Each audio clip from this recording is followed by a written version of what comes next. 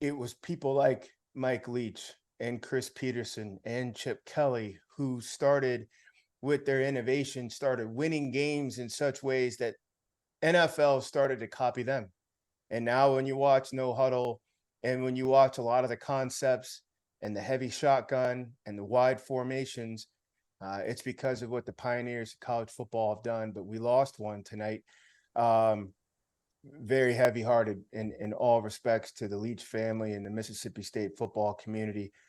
We have a couple gentlemen on here that have competed against him, gotten to know him well. Clint, I want to start with you, with your experiences. Can you share with us how you come to know Coach Leach and competed against him, and what was that experience like? Yeah, look, George, it was easy for me, man. I caught the brunt of it, if I'm being completely honest, when Coach Leach was at Kentucky with Hal Mumme. I mean, I saw it firsthand, the Tim Couch days. I mean, they were an absolutely art. I mean, just a work of art to watch.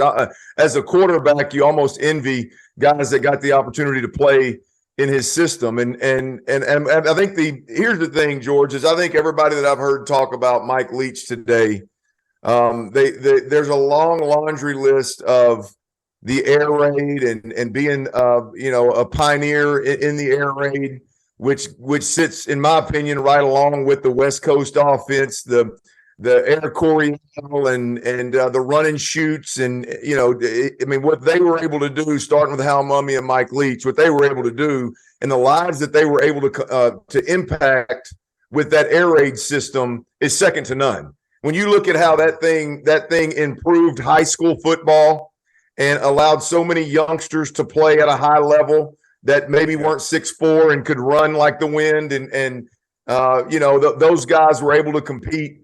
And then obviously it's all throughout college football. So you talk about the number of lives that he was able to touch there, absolutely tremendous. But I tell you what, George, I got to eat lunch one time with Mike Leach. James Whalen was a great tight end at Kentucky, and I got to eat lunch with Mike Leach and spend about an hour with him, man. And I'm be honest with you. You guys know me, Coach. You don't know me yet, but we're gonna get to know each other this hour right here. Coach Leach and I probably don't have a whole lot in common from a personality standpoint and the way we kind of view the world and all. But I tell you, when I left that lunch with Mike Leach, there's one thing that he displays or that he possesses that I just think is, I mean, it's as important in terms of being a good human being. Any friend of mine has it. Anybody that I invest time in has it. And I'm telling you guys, and you know this, but it's real. He is unapologetically authentic. And I love authentic human beings, right? We all have our flaws, but when you can be real and authentic, I can live with your flaws, man. I'll die for you. I'll go to battle for you.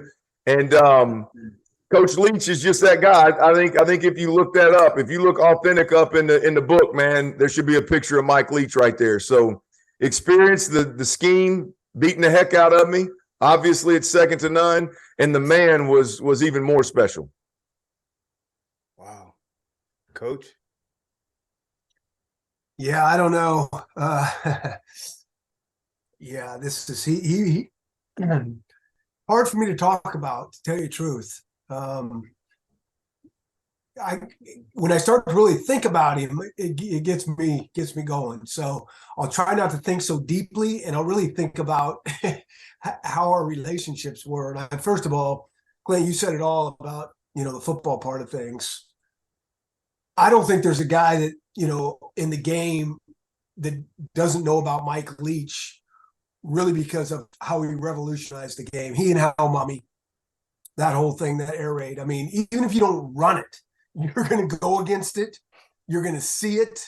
You're going to have elements of the things that he talks about. But the thing was so cool about him is he's just such a purist. I mean, such a purist. Everybody could think about running his offense better than he could. And, why don't you run the ball? He was just so, like you said, authentically him, and just a purist in every sense of the word. But I'll tell you this, like, I don't even really think about it in terms of the football part of things for me. I just think this, there's not been another human that has been as unique as he's been, like, for me in my life.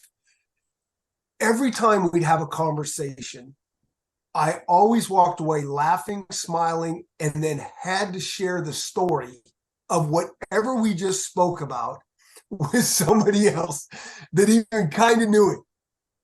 I mean, every time. There was never one time that I talked to him that it was like 10-minute conversation and like, okay, good, see you. And I don't, a couple of days later, you forget about it. Like, it is story after story. And what a wonderful, like, just unique. It's really, such a powerful force in this world. Wow. Coach, thank you for sharing. Clint, thank you for sharing. That's generous and thoughtful, and having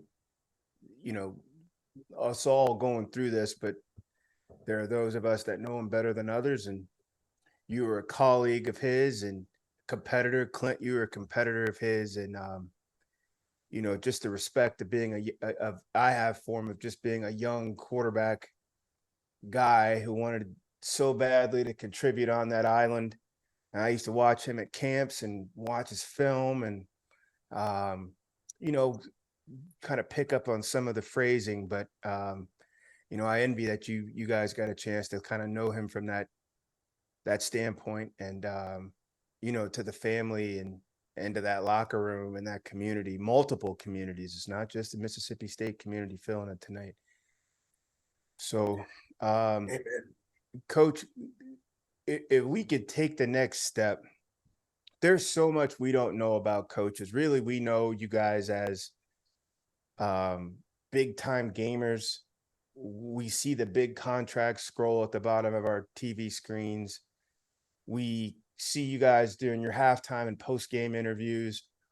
We don't know much else. Tonight, I wanted to see if you would walk us through here at the Field of 12 some of those elements. And I just want to really start out.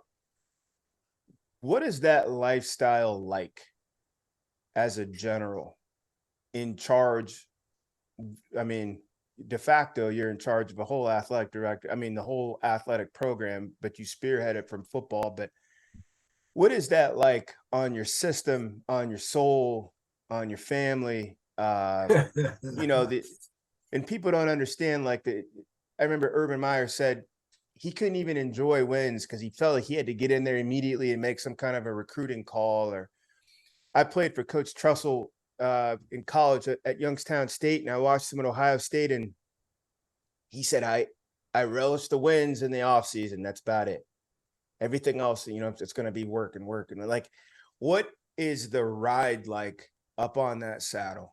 If you could put that into any type of context. Oh boy, that would be, like, to really do it justice, it would be such a long conversation, but it's certainly not like it appears from the outside.